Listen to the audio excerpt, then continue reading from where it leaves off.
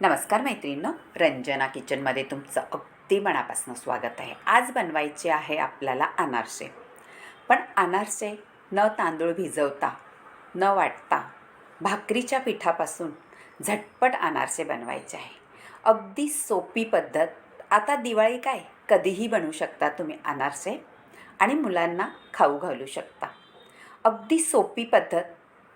आपण भाकरीला जे पीठ दळतो तांदळाचे, त्याच पिठाचे बनवायचे. त्यासाठी 2 वाट्या मी तांदळाचं पीठ घेतलेलं आहे आणि त्याला 1 वाटी गुळाची घालायची आहे. अगदी झटपट होतात, काहीही वेळ न लागता. अनारसा अजिबात फळसत नाही. तुम्ही व्हिडिओ संपूर्ण पहा म्हणजे कळेल. आता 1 वाटी गूळ आणि 2 वाटे आपलं तांदळाचं पीठ ह्यामध्ये हाताने छान मिक्स करून घ्यायचं आहे. मैत्रिणींनो, थोडी वेलचीही घालायची आहे आणि चिमूटभर म्हणजे चिमूटभरपेक्षाही थोडंसं मीठ घालायचं आहे. आता हे सगळं मिक्स करून आपण व्यवस्थित पिठाला लावून घ्यायचा गूळ आणि मिक्सरच्या भांड्यामध्ये आपल्याला घालून घ्यायचं आहे. आहे ना नवीन रेसिपी, अगदी झटपट होणारी. तांदळाचं पीठ आपल्या घरच्याच भाकरीला जे दळून आणतो ते घेतलं तरीही चालेल आणि मीही तेच घेतलेलं आहे. आता हे मिश्रण आपल्याला वाटून घ्यायचं आहे मिक्सरला फिरवून. तुम्ही पाहू शकता गूळ आणि आपल्या तांदळाच्या पिठाचा छान गोळा झालेला आहे, जसं आपण पीठ मळतो त्याप्रमाणे. सगळं काढून घ्यायचं आहे भांड्यामध्ये. आणि ही रेसिपी तुम्ही एकदा तरी नक्कीच करून पहा, म्हणजे अजिबात तुम्हाला अनारसे अवघड जाणार नाही बनवायला. आता हे पीठ सगळं व्यवस्थित मळून घ्यायचं आहे. तुम्ही पाहू शकता छान पीठ झालेलं आहे आणि 10 मिनटं तरी हे पीठ आपल्याला ठेवून द्यायचं आहे. पहा, छान गोळा बनत आहे. पण हे थोडं पातळ वाटतंय आपल्याला. पण 10 मिनटं ठेवल्यानंतर गुळामध्ये छान पीठ भिजलं जातं आणि थोडंसं कोरडं होतं, म्हणजे फुगलं जातं पीठ. आता ठेवून देऊ आपण 10 मिनटासाठी. झालेलं आहे पहा 10 मिनटं आणि पीठ पहा थोडंसं कोरडं झालेलं आहे आणि थोडं फुगलंसुद्धा आहे. तुम्हाला जास्त वाटत असेल पीठ, पहा थोडंसं. आता त्याचा गोळा घ्यायचा आहे आणि करून घ्यायचे आहे. जसे तुम्हाला मोठे पाहिजे, छोटे पाहिजे असे अनारसे करून घ्यायचे आहेत, म्हणजे गोळे करून घ्यायचे आहेत. मी पहिले छोटे दाखवणार आहे आणि नंतर दुसरी एक टिप्स दाखवणार आहे कशी बनवायची ती ट्रिक अनारशाची. त्यापासून पण झटपट अनारसे होतात.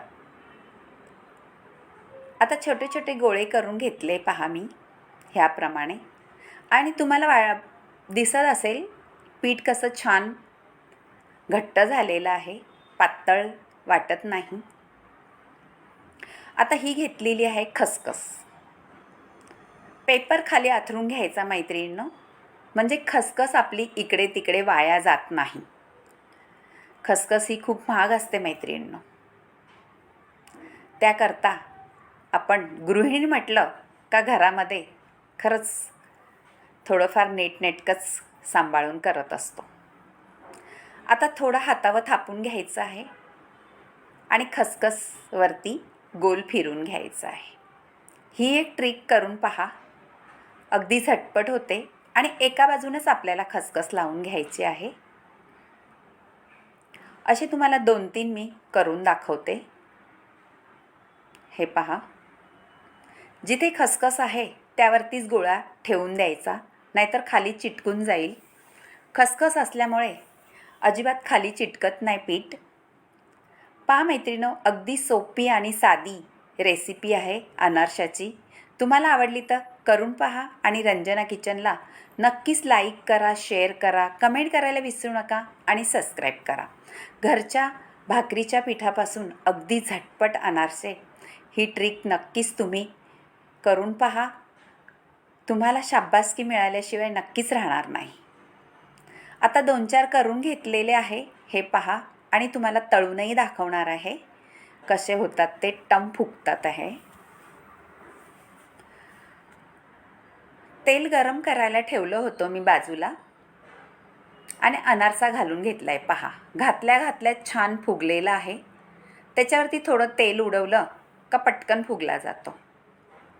आणि मैत्रिणींनो, फास्ट गॅसवरती अनारसा कधीच तळायचा नाही. गूळ असल्यामुळे पटकन लाल होतो आणि जळलासुद्धा जातो, काळा दिसतो, त्याचा कलर खराब होतो, म्हणजे डल होऊन जातो. अनारसा तळायचा तर छान मीडियम गॅसवर तळून घ्यायचा, म्हणजे आतलं आपण पीठ असतं ते छान जाळीदार होतं, खुसखुशीत होतं आणि भाजलंही जातं आतमध्येपर्यंत.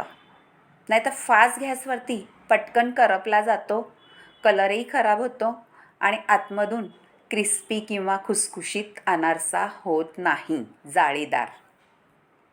नक्की ही टिप्स लक्षात ठेवा, म्हणजे आपल्या अनारसे खुसखुशीत आणि कुरकुरीत नक्कीच होतील. आतून छान जाळीही पडेल. अजिबात आपण पीठ भिजवून ठेवलं नाही जास्त वेळ किंवा काही नाही. अनारसा म्हटलं का ताप होतो डोक्याला. पण ही एक ट्रिक करूनच पहा, नक्कीच सगळ्यांना हा अनारसा आवडल्याशिवाय राहणार नाही. आता छान अनारसे हे मी तळून घेतलेले आहे, जेवढे गोळे बनवले तेवढे. तुम्ही एकही तळू शकता किंवा 2-3ही कढईमध्ये घालू शकता. आता दुसरी एक मी तुम्हाला ट्रिक दाखवणार आहे. परत आपल्याला खसखस घालून घ्यायची आहे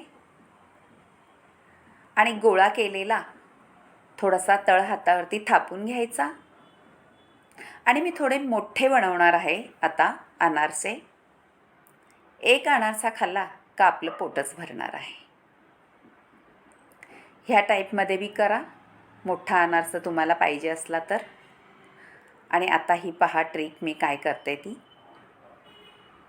परत गोळा घ्यायचा आहे आणि तळ हातावर घोळायचा आहे आणि थोडासा थापून घ्यायचा आहे. आपल्याला जाड अनारसा करायचा नाही आहे, छान पातळ करायचा आहे.